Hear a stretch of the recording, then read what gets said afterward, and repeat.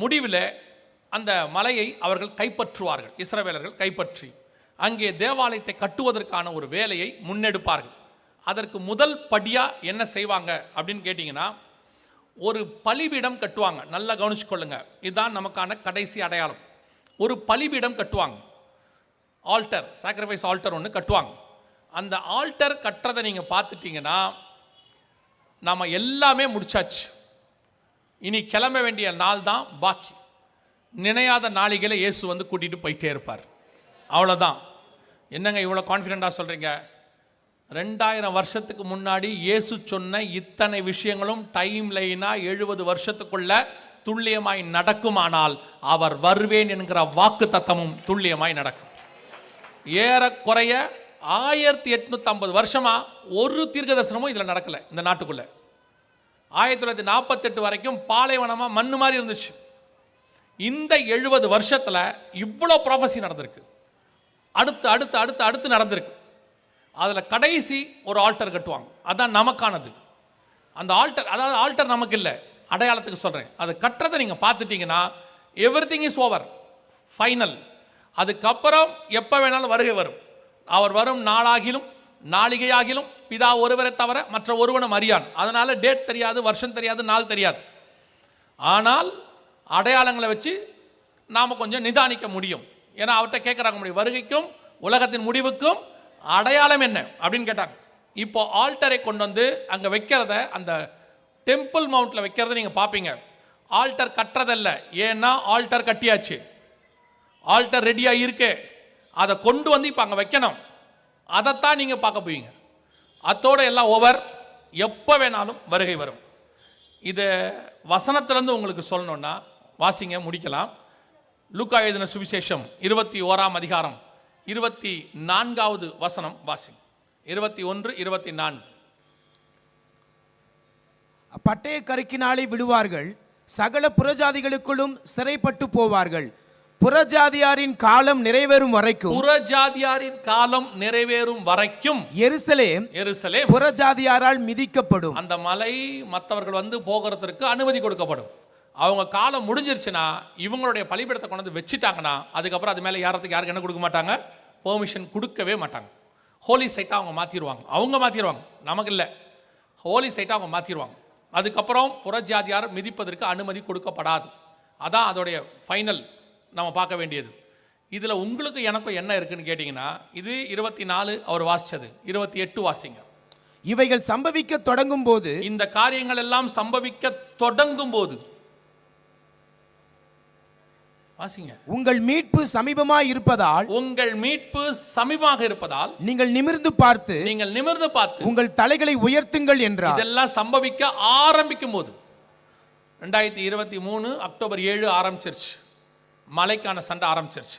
இவைகள் சம்பவிக்க தொடங்கும் போது உங்கள் மீட்பு சமீபமாக இருப்பதால் நீங்கள் நிமிர்ந்து பார்த்து தலைகளை உயர்த்துங்கள். ஏன் நிமிர்ந்து பார்த்து தலைகளை உயர்த்தணும்னா, அப்போஸ்தலர் நடவடிக்கைகள் 1ஆம் அதிகாரம் 6 முதல் 9 வசனம் சொல்லுது. இயேசு மேகத்தில் எடுத்துக்கொள்ளப்பட்டு போகும்போது அங்கே இருக்கிற தூதன் கேட்குறான், கலிலேயரே ஏன் வானத்தை அண்ணாந்து பார்க்கிறீர்கள்? நீங்கள் பார்க்கும்படி இயேசுவானவர் எப்படி ஏறி போனாரோ அப்படியே இறங்கி வருவார். இதைத்தான் இயேசு சொல்கிறாரு. இவைகள் சம்பவிக்க தொடங்கும் பொழுது உங்கள் மீட்பு சமீபமாக இருப்பதால் மேகத்தின் மேல் ஆண்டவராக இயேசு கிறிஸ்து வருக போகிறார். நிமிர்ந்து பார்த்து உங்கள் தலைகளை உயர்த்துங்கள். அல்லேலூயா. இயேசு வருகிற காலம் சமீபமாயிற்று. அதற்கான இஸ்ரவேல் சம்பந்தப்பட்ட எல்லா அடையாளங்களும் நடந்து முடிஞ்சிருச்சு. தேசம் உருவாச்சு, ராஜா வந்துட்டாரு, தலைநகரம் வந்துருச்சு. இப்போது தேவாலயத்துக்கான இடத்துக்கான சண்டையும் ஆரம்பிச்சிருச்சு. இது எல்லாம் இந்த குறிப்பிட்ட 70-77 வருஷத்துக்குள்ளே நடந்திருக்கு. இஸ்ரவேலுடைய கடைசி வருஷத்தில் தான் யுத்தம் வரும்னு பைபிள் சொல்லுது. எசேக்கியேல் 38:8 நீங்கள் வாசிக்கும் போது, இஸ்ரவேலின் கடைசி வருஷங்களிலே நீ வருவாய். எசேக்கியேல் 38:16 நீ வாசிக்கும் போது, என் ஜனமாகிய இஸ்ரவேலை கார்மேகம் போல் மூட கடைசி நாட்களில் வருவாயின்னு இருக்குது. ஆண்டவர் சொன்ன காலம் வந்துடுச்சு. இனி கண்டிப்பாக காலம் செல்லாது. நமக்கான எல்லா அடையாளங்களும் நம் கண்களுக்கு முன்பாக துல்லியமாய் நடைபெறுகிறது. இவைகள் சம்பவிக்க தொடங்கும் போது நம்முடைய மீட்பு சமீபமாக இருப்பதால் நிமிர்ந்து பார்த்து தலைகளை உயர்த்துங்கள் என்று ஆண்டவர் சொல்லுகிறார். அப்போ நம்முடைய மீட்பு சமயமாக இருக்குது. இப்போ நீங்கள் நானும் செய்ய வேண்டியது ஒன்று தான். நினையாத நாளிகளே மனுஷகுமாரன் வருவார். விழித்திருந்து அவரை சந்திப்பதற்கு ஆயத்தப்பட வேண்டிய இடத்துல சபை இருக்கிறது. இப்போ சபையோடைய பிரச்சனை என்ன? இவ்வளவு காரியங்களும் இந்த 70 வருஷத்தில் நடந்திருக்குது. இந்த 70 வருஷத்தில் குறைஞ்சபட்சம் இங்கே ஒரு 40 வயசு 50 வயசு 60 வயசுக்காரங்க இருக்கிறீங்க. உங்களுடைய வாழ்க்கையில் தான் இவ்வளவு நடந்திருக்குது. உங்கள் கண்ணுக்கு முன்னாடி நடந்திருக்குது. இத்தனை தீர்க்க தரிசனம் நடந்திருக்குது. இயேசு பெத்லகேமில் பிறந்துட்டார் முதல்ல. ஆனால் எருசலேமில் இருக்கிறவனுக்கு தெரியல இயேசு பெத்லகேமில் பிறந்துட்டார், அவர் ஊரில் தான் பிறந்தார். அதே மாதிரி தான் இன்னைக்கு சபைக்கு தெரியல. சபைக்கு தேவையான எல்லா தீர்க்க தரிசனங்களும் இந்த 70-75 வருஷத்தில் நடந்திருக்குது, துல்லியமாக நிறைவேறி இருக்குது. மற்ற எல்லா நூற்றாண்டிலும் நடந்ததை விட இந்த 77 வருஷம் அதிகமாக நடந்திருக்குது. ஆனால் சபை ஆயத்தப்பட்டுச்சா? சபை இப்போதான் இன்னும் மோசமான இடத்துல இருக்குது, நிர்விசானமா இருக்குது, உலகத்துக்கு பின்னாடி ஓடிட்டு இருக்குது. இந்த தீர்க்க தரிசனங்கள் நடக்கும்போது சபை இன்னும் ஆயத்தப்படணும். இனி காலம் செல்லாதுங்கிற ஒரு காரியம் வரணும். எல்லாவற்றை விட்டு அவரை பின்பற்றி பரலோகத்துக்கு போகணுங்கிற எண்ணம் வரணும். ஆனால் பிசாசு இப்பதான் உங்களை அழகாக டைவர்ட் பண்ணி வச்சிருக்கிறான் உலகத்துக்கு பின்னாடி ஓடுறதுக்கு. நான் உங்களை உலகத்தில் வேலைக்கு போக வேணாம், சாப்பிட வேணாம்னு சொல்லலை. அதெல்லாம் ஒரு பக்கம் இருக்கட்டும். எந்த நிமிஷம் வந்தாலும் நான் போவேன் என்கிற உத்தரவாதம் உங்களுக்கு இருக்க வேண்டும். இயேசுவை சந்திப்பதுக்கு நான் ஆயத்தமாக இருக்கிறேங்கிற உத்தரவாதம் இருக்கணும். உங்களை அநேக அலுவல்கள் கொடுத்து பார்வன் சொல்வாப்ல, எங்கள் தேவனை ஆராதிக்க போகிறோம் என்று போய் சொன்ன உடனே பார்வன் சொல்ற மிக முக்கியமான விஷயம், அவர்களுக்கு வேலை குறைவா இருக்குது, வேலையை இன்க்ரீஸ் பண்ணுன்றுவான். அவங்களுக்கு செங்கலுக்கு தேவையானது எல்லாம் அவங்களே வைக்கோல எடுத்துக்க சொல்லின்றுவான். பிஸியாக்கும்பா. The same spirit. இன்னைக்கு you are all busy with your heavy work. கேட்டால் சின்ன குழந்தையிலேருந்து பெரியவங்க வரைக்கும் சொல்கிறீங்க ரொம்ப பிஸி. எதுக்கு பிஸி? வேலைக்கு போகிறதுக்கு பிஸியா? இல்லை. பர்ச்சேஸ் பண்ணுறதுக்கு பிஸியா? இல்லை.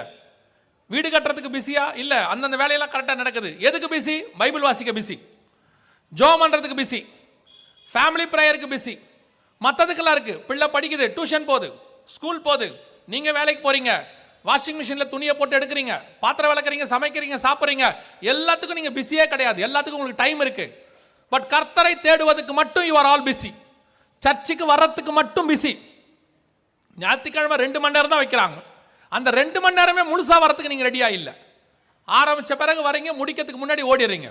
ஆனால் பையனுக்கு சீட்டு கொடுக்குறாங்கன்னா காலேஜில் போய் 3 மணி நேரம் முன்னாடி உட்காடுறீங்க. ஃப்ளைட்டு பிடிக்கிறதுக்கு 3 மணி நேரம் முன்னாடி போகிறீங்க. ஆனால் தேவ சமூகத்துக்கு முன்னாடி உட்காரத்துக்கு யூ ஆர் நாட் ரெடி.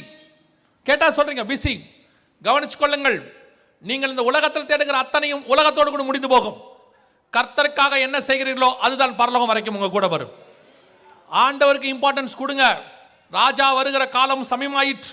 ஆண்டவராக இயேசு கிறிஸ்துவின் ரத்தத்தினாலே பாவ மன்னிப்புக்குன்னு ஒப்பு கொடுங்க. நாங்கள்லாம் தலைமுறை கிறிஸ்டின், 3 தலைமுறை கிறிஸ்டின், 4 தலைமுறை கிறிஸ்டின், சர்ச்சிலேயே இருக்கிறோம். யார் வேணா இருங்க, ஆனால் உருவாகும் போது பாவத்தில் உருவானோன்னு பைபிள் சொல்லுது. அத்தனை பேருக்கும் பாவ மன்னிப்பு நிச்சயம் அவசியம். இயேசு கிறிஸ்துவின் ரத்தத்தினாலே நிச்சயம் கழுவப்பட்டிருக்கிற ஒரு நிச்சயம் வரணும். இயேசு கிறிஸ்துவின் ரத்தத்தினாலே பாவம் மன்னிக்கப்பட்டா உங்களுக்குள்ள ரட்சிப்பின் சந்தோஷம்னு ஒன்று வரும். அதான் உங்க பாவம் மன்னிக்கப்பட்டதுக்கான அடையாளம் வந்திருக்குதா? 2வது, பிதா குமாரன் பரிசுத்தாவின் நாமத்தினாலே தண்ணீர்ல மூழ்கி ஞானஸ்நானம் எடுத்திருக்கணும். வேற எந்த ஞானஸ்நானமும் பைபிள் சொல்லல. கடைசி காலத்தில் மோசம் போக்குற அநேக உபதேசங்கள் இருக்கு. கடைசியாக ஒரு பரிசுத்தாவின் அபிஷேகத்தை எபேசியர் 4:30 சொல்லுது, மீட்கப்படும் நாளுக்கென்று முத்திரையான ஆவியானவர். பரிசுத்தாவின் ஐக்கியம் இருக்கணும். அவரை பெற்றுக்கொள்ள வேண்டும். அவர் தான் உங்களை கொண்டு போய் பரலோகத்தில் சேர்க்க போகிறவர். இது அடிப்படை, பேசிக் 3. இன்னைக்கு இந்த 3லும் சபை எவ்வளவு தூரத்தில் இருக்குது? ரட்சிப்பின் அனுபவம் இருக்கா? அந்த அனுபவம் பூரணப்படுறதுக்கான பிரயாசம் இருக்குதா? பூர்ணராகும்படி கடந்து போங்கள் என்று வேதம் சொல்லுது. ஆனால் இன்னைக்கு ரட்சிப்பு என்பது ஒரு தடவை ப்ராசஸ் மாதிரி இருக்குது. ஒன் டைம் சேவ்டு, அவ்வளோதான், எவர் சேவ்டு அப்படின்னு ஒரு உபதேசம் இருக்கு. இப்போ உங்கள் ரட்சிப்பு பரிபூரணப்படணும், அனுதினமும் ரட்சிக்கப்படணும். முடிவு பரியந்தம் நிலை நிற்கிறவனே ரட்சிக்கப்படுவான். ஏதோ ஒன் டைம் சேவ்டு எவர் சேவ்டுலாம் கிடையாது. அது கள்ள உபதேசம். ஹைப்பர் கிரேஸ், சூப்பர் கிரேஸ்னு ஏமாத்திட்டு இருக்கிறாங்க. நல்லா கவனிச்சுக்கொள்ளுங்க. இயேசு வரும்போது உண்மை உள்ளவனாய் காணப்படுகிறவன் எவனோ அவனே அவரோடு கூட பறந்து மேலே போவான். நான் கிறிஸ்தவன், நான் மெம்பரு, நான் சந்தா கட்டுறேன், நான் அந்த ஆளு இந்த ஆளு, எதுவும் இங்கே வேலைக்கு ஆகாது. உன்னுடைய எந்த காரியமும் இங்கே ஆகாது. உண்மை உள்ள மனுஷன் பரிபூர்ண ஆசீர்வாதங்களை பெறுவான். உள்ளான மனுஷன் கிறிஸ்துவை சந்திப்பதற்கு ரெடியாக இருக்கிறாரா? நம்மை நாமே நிதானித்து அறிந்தோமானால் நாம் நியாயம் தீர்க்கப்படும். நாம் ஜெபிக்க போகிறோம். எந்திரிக்கலாமா? நாம் எல்லோரும் தேவ சமூகத்தில் எல்லாரும் ஒரு 5 நிமிஷம் மட்டும் நான் ஜெபம் பண்ணி அவங்க கையில் கொடுக்க விரும்புகிறேன்.